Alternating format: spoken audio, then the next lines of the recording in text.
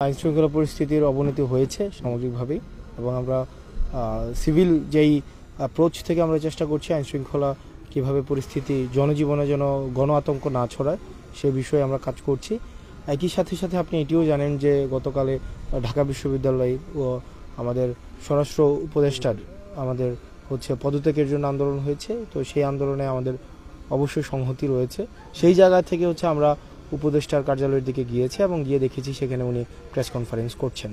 দেখুন, জাতীয় নির্বাচন যখন আগে হয়ে যায় আমরা দেখেছি যে যারা জাতীয় সংসদ সদস্য তাদের একটি প্রবণতা থাকে যে স্থানীয় যেই সরকারে এটি প্রভাব বিস্তার করার, তাদের আত্মীয় স্বজন ভাই তাদের দিয়েই উপজেলা চেয়ারম্যান, তারপর ইউনিয়ন পরিষদের চেয়ারম্যান, এই বিষয়গুলোকে একটা আধিপত্য রাখার চেষ্টা করা হয়। আমরা যেই ফ্রি ফেয়ার অ্যান্ড পার্টিসিপেটরি নির্বাচনের কথা বলছি, তো সেই জায়গা থেকে আমরা অতীতের যেই আমাদের অভিজ্ঞতা রয়েছে, আমাদের অতীতে খুব বেশি সুখস্মৃতি নেই।